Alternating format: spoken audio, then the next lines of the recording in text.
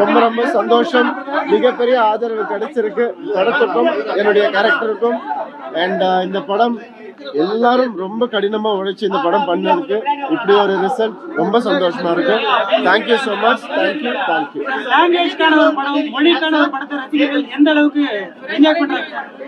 கண்டிப்பா இது மொழி பத்தி நிறைய பேசியிருக்காங்க, நம்ம மொழியை பத்தி.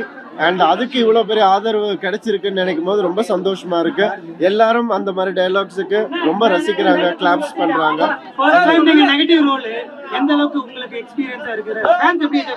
நெகட்டிவ் ரோல் எனக்கு நான் ரசிச்சு தான் பண்ணேன். அதே மாதிரி ஆடியன்ஸும் அதை ரசிக்கிறாங்கன்னு நினைக்கும் போது ரொம்ப ரொம்ப சந்தோஷமா இருக்கு. Thank you so much. அதான் வில்லன் ரோல வந்து நல்லா தான் ரசிக்கிறாங்க.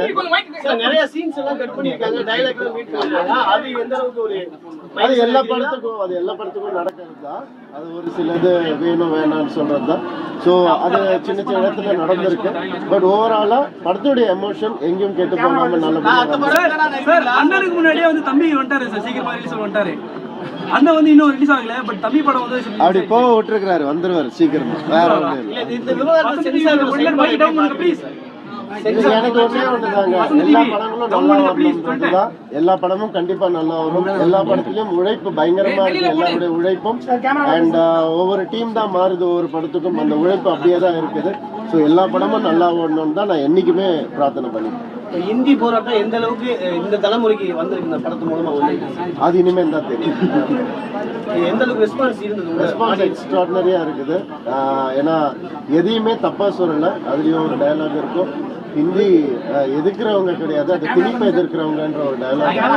சார் இது தமிழ் லாங்குவேஜ் தாண்டி மற்ற லாங்குவேஜ் அந்த படம் எப்படி போகும்னு நினைக்கிறீங்க? சினிமாக்கு லாங்குவேஜே கிடையாது, எமோஷன் தான். Cinema is an emotion. அந்த எமோஷன் ரொம்ப அழகா ஒர்க் அவுட் ஆயிருக்குன்னு நம்புறோம் நாங்க எல்லாருமே. அண்ட் கைத்தட்டல்கள் கேட்கும் போது எல்லா எமோஷனும் ஒர்க் அவுட் ஆயிருக்குன்னு நினைக்கும் போது ரொம்ப சந்தோஷமா இருக்கு.